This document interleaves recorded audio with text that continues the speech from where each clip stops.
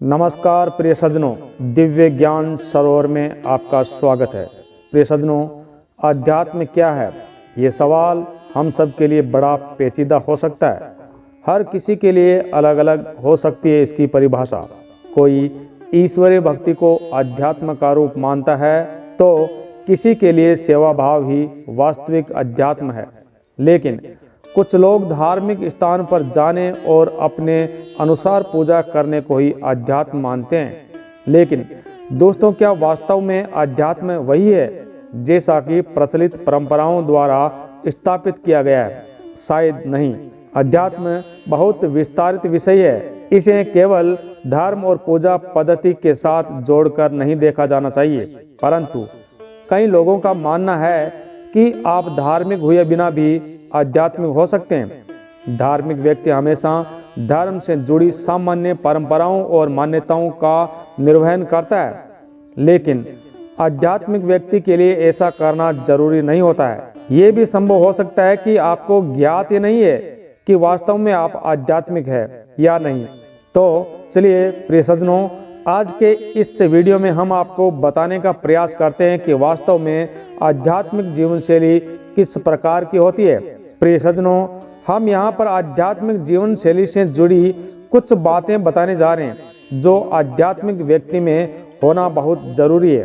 पहली बात, मित्रों, निर्णयवादी ना बने।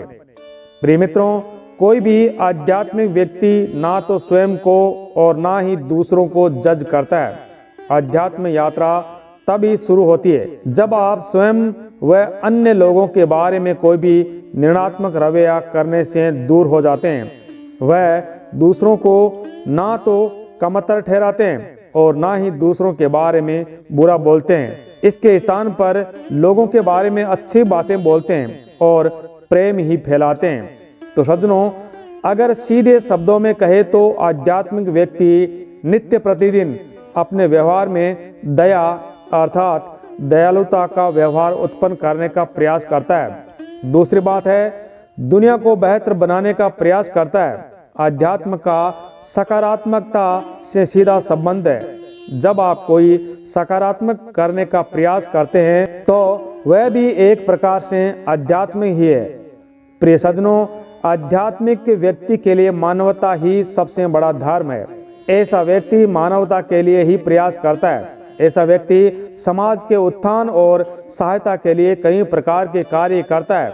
ऐसा व्यक्ति स्वयं सेवक के तौर पर काम करता है, कभी दान करता है, अनाथ बच्चों को गोद लेता है, यानी वह कुछ ना कुछ ऐसा कार्य करता है जिससे वह समाज की भलाई में योगदान दे सके। प्रिय मित्रों, तीसरी बात है, ऐसा व्यक्ति स्वयं से प्रेम करता है। आध्यात्मिक लोग मानते हैं कि प्रेम की शुरुआत उनके भीतर से होती है। वह स्वयं से प्रेम करते हैं और मानते हैं कि दूसरों से प्रेम करना भी अत्यंत जरूरी है।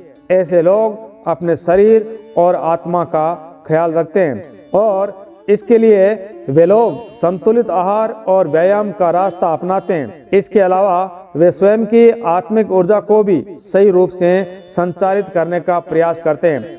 इससे उन्हें अधिक आनंद, प्रेम और बुद्धिमत्ता की प्राप्ति होती है। अगली बात है, ज्ञान की खोज।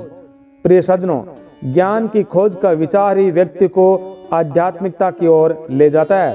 प्रिय सज्जनों, एक आध्यात्मिक व्यक्ति को ज्ञान और आत्म खोज की भूख होती है। प्रिय सज्जनों, एक आध्यात्मिक व्यक्ति को ज्ञान और आत्म खोज की भूख होती है। ऐसा व्यक्ति लगातार एक बेहतर व्यक्ति बनने का प्रयास करता है। ऐसे व्यक्ति सकारात्मक लोगों के साथ रहते हैं और स्वयं भी सकारात्मकता ही फैलाते हैं। ऐसे व्यक्ति प्रेरणादायक और मोटिवेशनल और शैक्षिक गतिविधियों में संलग्न रहते हैं। अगर सीधे शब्दों में कहा जाए तो आध्यात्मिक व्यक्ति का अर्थ है लगातार आगे बढ़ते रहना और बेहतर इंसान बनने के मार्ग पर चलते रहना। ऐसे व्यक्ति मानते हैं कि जीवन आत्म खोज की एक प्रक्रिया है जो अनवरत चलती रहती है। और मित्रों, आखिरी बात है कि स्वयं की सीमाओं से मुक्ति। दोस्तों, आध्यात्मिक व्यक्ति ना अतीत के बंधनों से बंधा रहता है और ना ही भविष्य के स्वप्न लोक में रहता है। वह वर्तमान में रहता है अभी इसी क्षण रहना ही उसकी खूबी होती है और मौजूदा पल में रहना ही वास्तव में अध्यात्म यात्रा पर चलने वाले व्यक्ति की पहचान होती है। प्रिय मित्रों, आध्यात्मिक जीवन शैली वास्तव में लगातार सीखते रहने, तरक्की करने और बेहतर बनने की यात्रा का ही दूसरा नाम है। इसमें आप दूसरों की मदद करने में कोताही नहीं करते, दूसरों से प्रेम ही करते हैं और प्रेम ही फैलाते हैं। तो दोस्तों, इस प्रकार से जो आध्यात्मिक व्यक्ति होते हैं उनकी ये जीवन शैली होती है और इसी प्रकार से उनके विचार होते हैं और वह अपना जीवन परोपकार के लिए लगा देते हैं। इसी का नाम आध्यात्म है। दोस्तों, अगर आपको ये जानकारी अच्छी लगे तो ये वीडियो सभी के साथ शेयर अवश्य करना। आपका बहुत बहुत धन्यवाद।